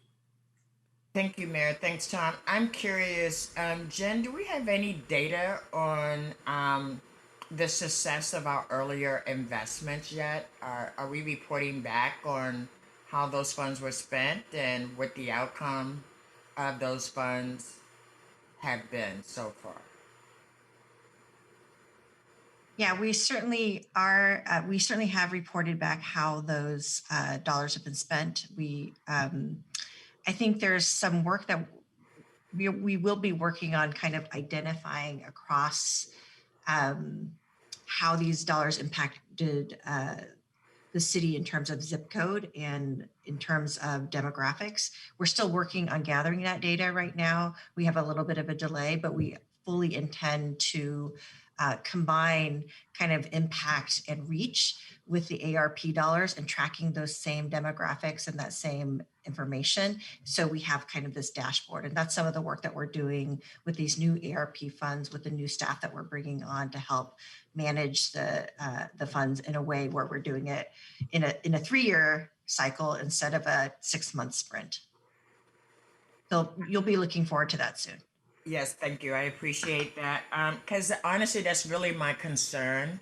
We, in the last relief package in the CARES Act, we poured a lot of money out. And even as a city council, we can't tell each other how much money we've given to any individual organization at this time, right? So, and I know the organizations that came to us for money went to other governments and other entities for money, whether they were foundations or others. And so I'm starting to feel like, based on all the money that is pouring into Oregon, we don't have a sense of where those dollars are going, where they're having the most impact, and except for knowing where they're not going. We do know where they're not going. And so for me, I want to be a little cautious about us pouring money into things that we don't know if we're getting the outcomes we're looking for. Tom, I'll jump in here on your question, because it's a good one, which is where can we move the dial? And I sort of look at this as a hierarchy. From my perspective, my personal view is that we should focus on investments that address the immediate needs. And we know there's immediate needs at the household level. There's immediate needs for small businesses as they are still in crisis and seeking to come back to full effectiveness. I will definitely continue to advocate for dollars that help address or provide support to people who are experiencing homelessness. And we as a council have said we want to provide people with safe and humane services. And that can be everything from locations to helping give them access to hygiene stations, give them access to other services they might need in the near term. There's been a lot of talk about the work we're doing at a nascent level to help camps be cleaner. And I think that's important from a public health perspective. I'm interested in more information around reducing evictions. I know that the state has far more resources that they're putting into evictions than we are. My suspicion is they have the ability to move the dial in ways that we don't, but I think we should continue to look at that as an important area. In terms of helping our economy to come back online, areas where we definitely can move the dial, things like cleaning up the city and reopening our public spaces, helping dislocated workers find employment, because there right now is a big disconnect between those, a large number of people experiencing unemployment on one hand and a large number of businesses that are struggling to find employment. I think there's ways we can help connect those two groups. And in terms of what John Topognid said about how do we really move the dial, there's no question, we've talked about this as a council before, that we have to look at the impacts on the BIPOC communities here in Portland, that we need to address equity issues. And by looking at all of the systems that we have just discussed, whether it's household support, whether it's looking at disparities around homelessness, the work the county is doing around disparities in health outcomes, there's really some opportunity here to make long-term investments that will help this community to become more supportive and equitable of all communities going forward. So those are some of the things that I think we can move the dial on in answer to your question. Thanks, Mayor.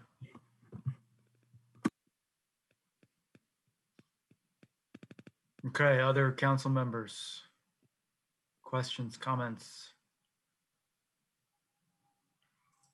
Are there more reports, or is this our final dialogue time? We have until about 11:15. We could go a little bit longer than that. And then we're going to do a few minutes on Treasury guidance so that council understands the parameters of the dollars. And that was a comment I made earlier around one idea. And then we'll do next steps. So we could go about 15 more minutes, probably, Commissioner. Thanks. Yep. So I'm curious that John talked about that we should reserve some funds for 22-23. And what we're seeing is that, of course, state dollars are $1 billion more than they thought. Our general fund is going to be healthier than we thought.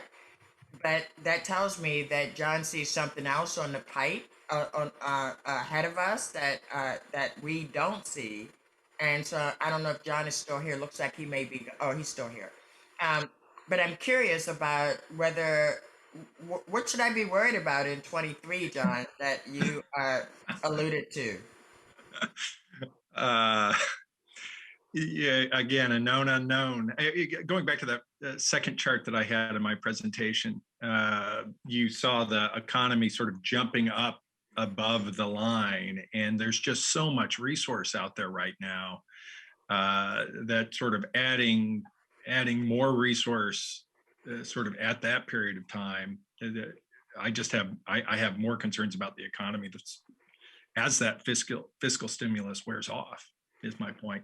And it's as much of a, you're talking about the money that you have in your hands right now, or this year's money. Right. You've got this other tranche that's coming in next year. So maybe a bigger share of that contingency, of that money is dedicated to a contingency of some sort. And we are expecting more federal dollars. I mean, this is still just stabilization dollars, right? And so are you anticipating, I mean, I'm anticipating like massive public works contract availability, right? I suspect there'll be a relief package that will look as significant as what we've just seen, right? So are you, and of course we're just imagining because right, we don't have it yet. It hasn't passed Congress, but I think that's a logical assumption that there will be additional packages that will be passed to support recovery. Yeah, a lot of moving parts there, and one to keep an eye on. I was reading this morning, for example, that the Senate Republicans are arguing to claw back some of this resource that we're talking about in order to fund the American Jobs Plan. So a lot of moving parts going forward. Thank you. Commissioner Mapps. Thank you, Mr. Mayor. I want to start out by saying I think this was a great presentation today, and I appreciate all the work that staff have put into framing the debate. I also want to express my less than complete satisfaction with the way the debate's framed, or the way things have been framed. We've scaled proposals by the number of we're scaling our decisions based on, and I know it's just a suggestion, it's a start, and I understand why there's some virtues to this, but we scaled it by basically the size of the proposals that came in, which to me may be a reflection of the sophistication of different kinds of service providers. It doesn't really tell me very much about need, I don't think. I'd be much more interested in kind of seeing a scaling maybe based on the 911 call or 211 calls that came in, which I think is probably our best objective measure of what the current needs in the community are. On a personal level, I'm struggling with a little bit with the prompt questions. What's the best way to move the needle here? I kind of agree with Commissioner Hardesty that staff would be in a much better position to tell us how what we've tried so far has worked, and I look forward to seeing that. I ultimately, in terms of how I would move money across different areas, I think that really depends on the proposals that are on the table. So at this point, we have, I think, 146 different ideas there, and I think there are virtues in each one of them, and I feel like we lose some important nuance there. I don't think this puzzle is clear enough that we can just go, well, I think we should put 47% in housing assistance and 30% in public safety. So those are some of my frustrations, or one of the things I'm struggling with. That's not really even a frustration, but it's kind of one of the reasons why I'm having trouble getting traction over this conversation this morning.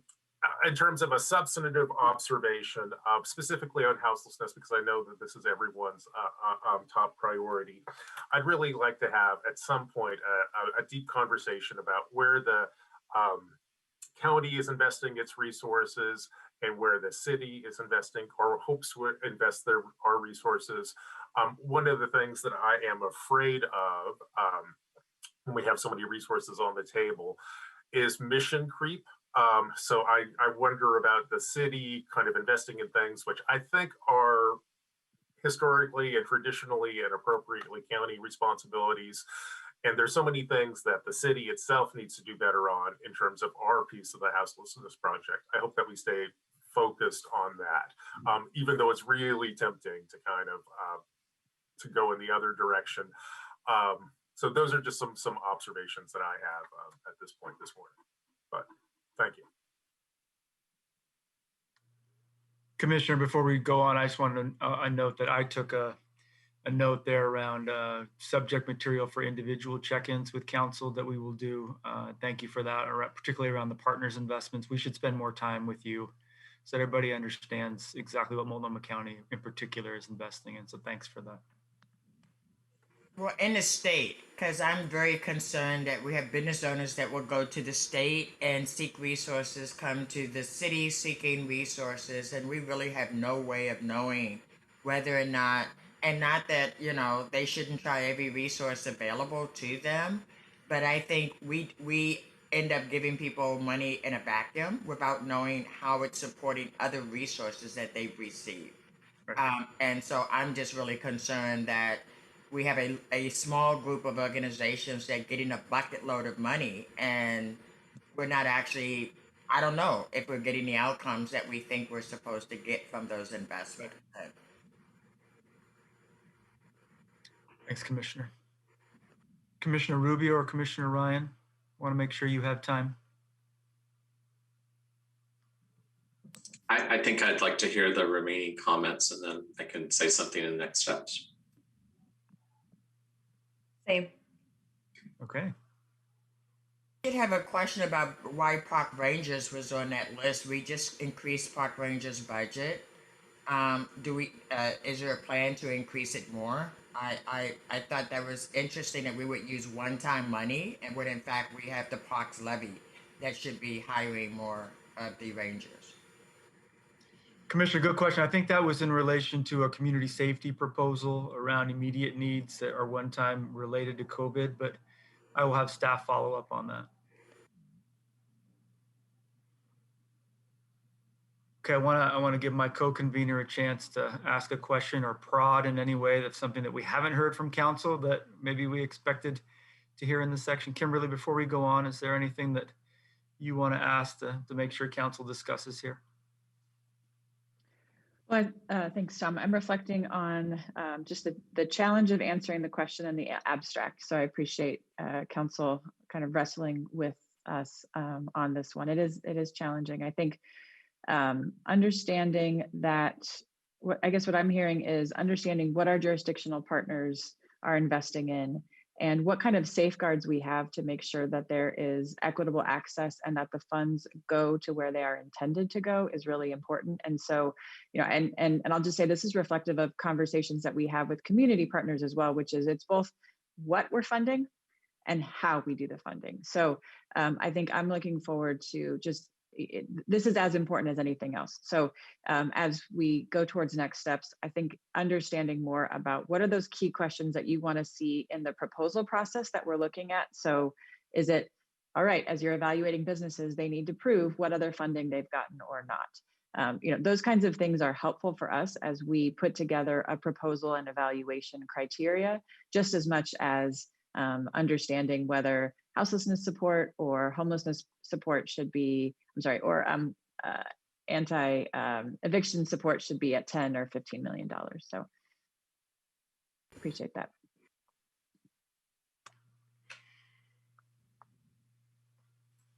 Okay, looks like we're ready to go on to the brief. Commissioner Maps has a question. Oh, go ahead, Commissioner Maps. Sorry, I missed that. And maybe this is a request to staff. I haven't fully polled everyone on council, but I get the impression we're all concerned about aid to undocumented Portlanders. That also came up as a need, in our presentation from Eco Northwest.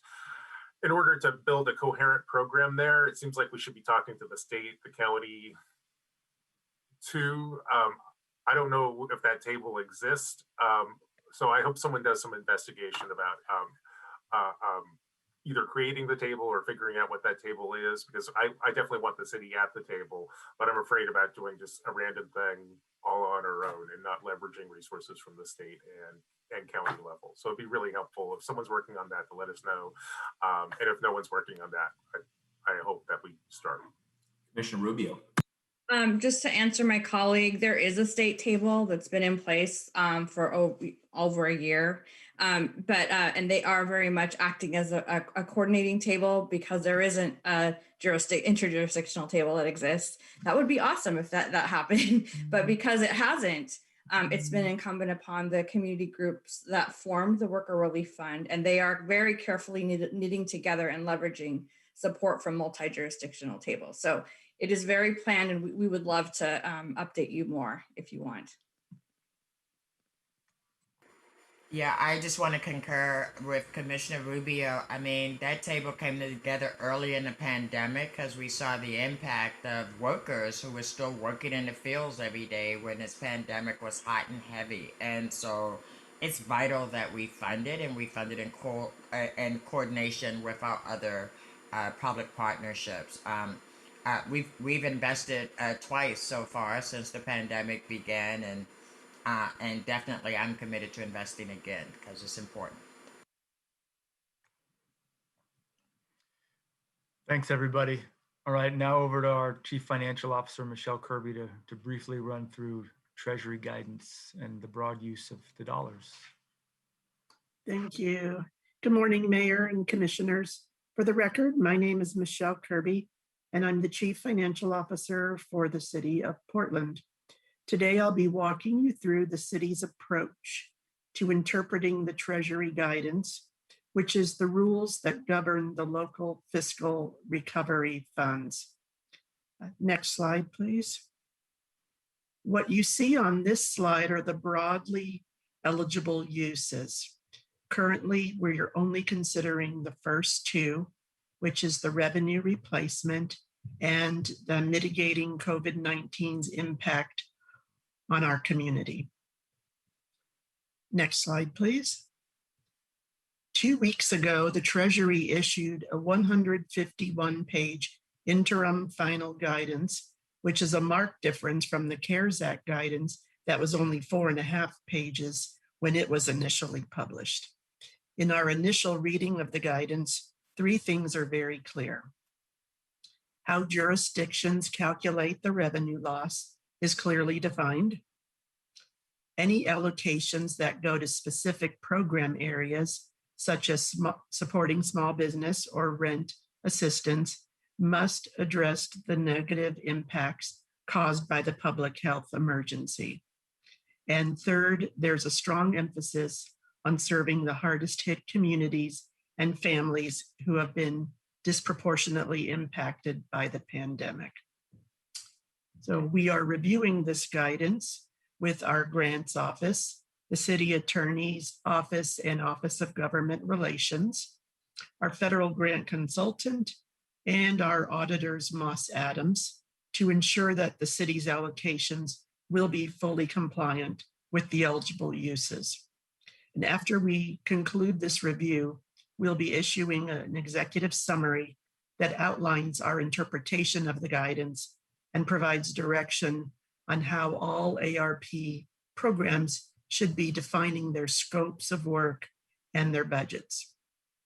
So this may mean that some of our early decision-making around the allocations of these funds could be found to be ineligible, or we may need to redefine FY22 budgeted programs so that they are compliant with the regulatory guidelines. We're working diligently to understand how the city can maximize the use of these one-time dollars while also ensuring that we will not have to repay these funds in the future for ineligible uses and that they get to the right intended recipients. Lastly, as we've seen with the CARES Act local relief funds, the guidance may shift in a few months as the Treasury considers new questions and clarifies ambiguous language. Therefore, the grants management team will continue to monitor compliance throughout the life cycle of each project and will keep us all informed about any changes. If there's no questions, I will pass it back to our CAO, Tom Reinhardt, to walk us through. I do see a question from hand raised from Commissioner Hardesty. Thank you.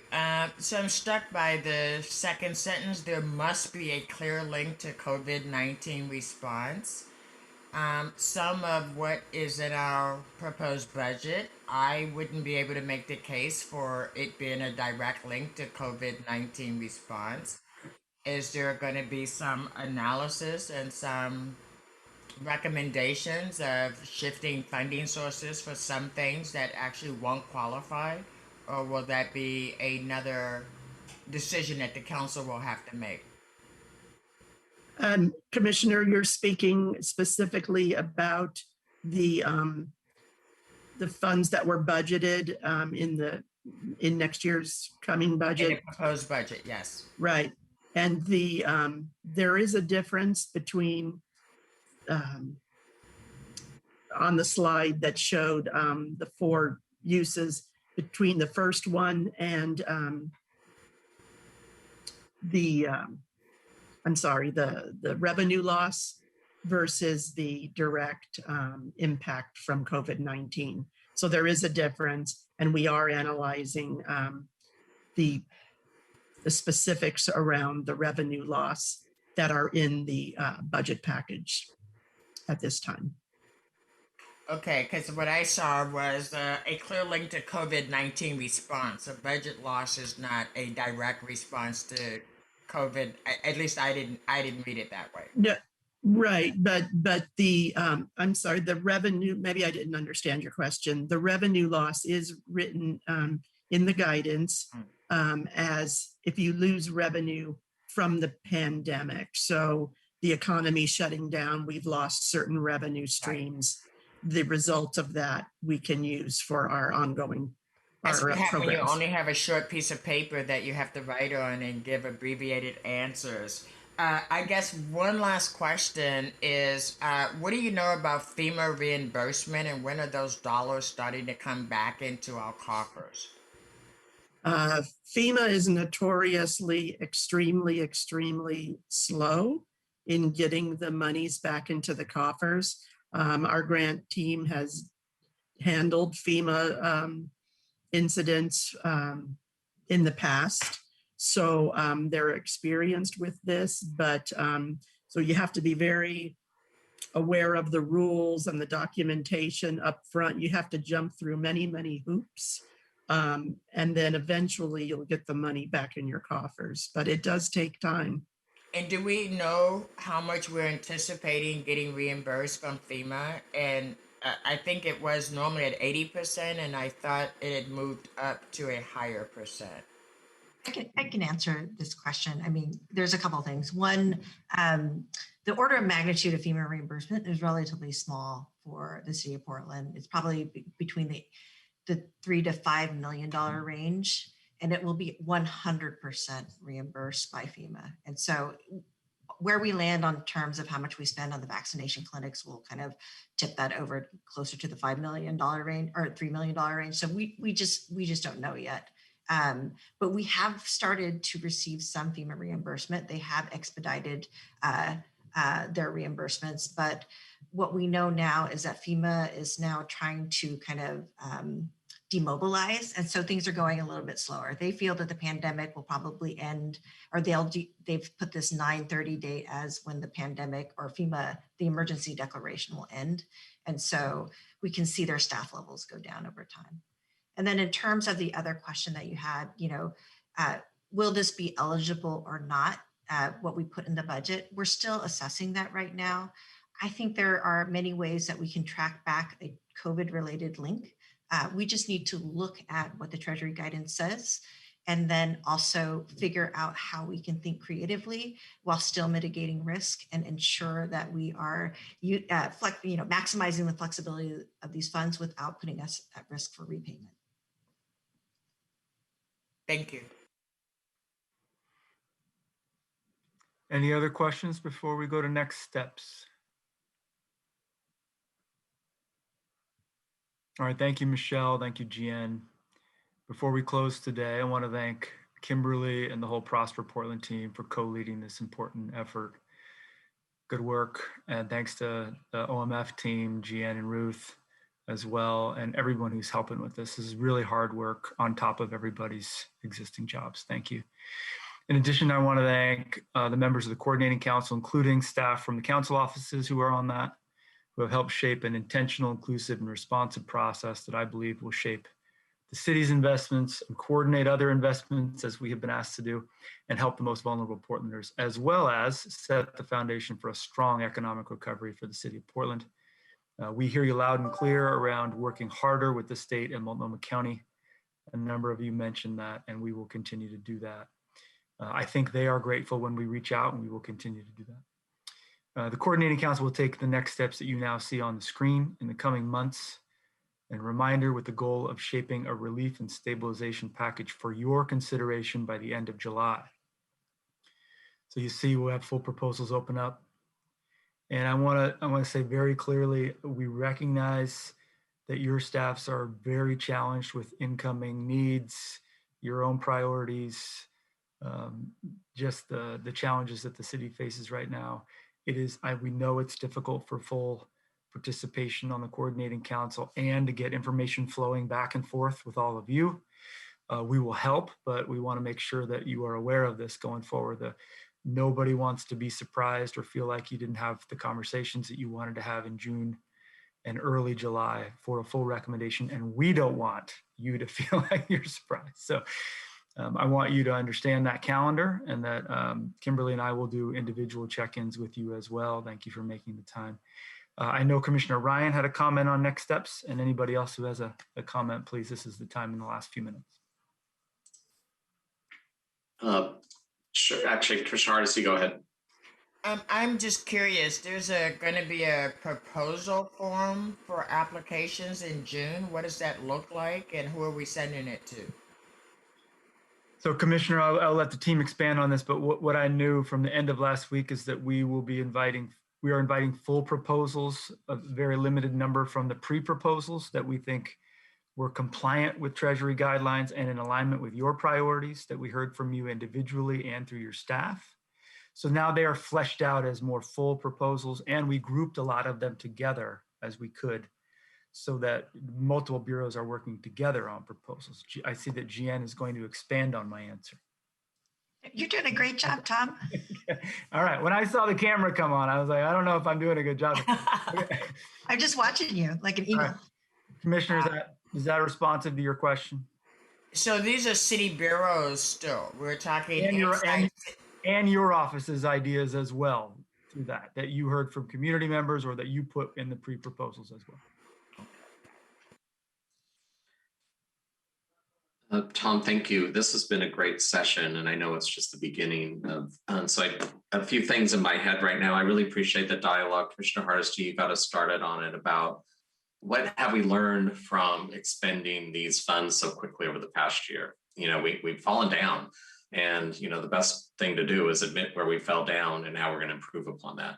So we want to make sure that we don't repeat mistakes and that we allow the money to be expended where it has the biggest impact.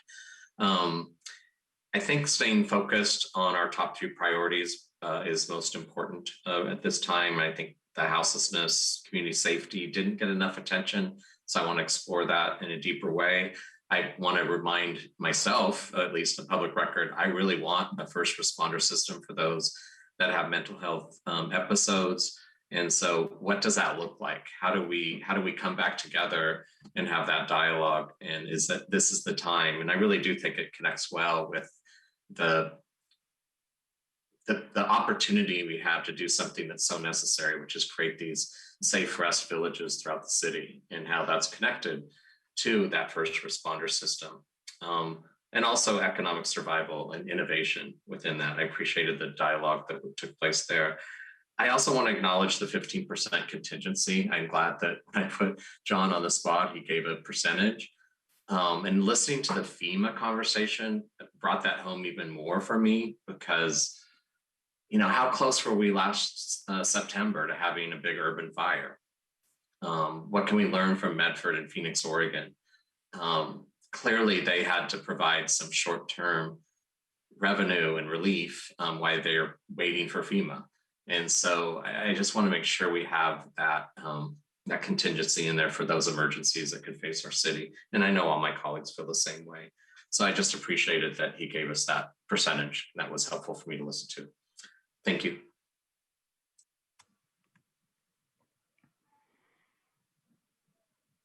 All right, any other comments from City Council?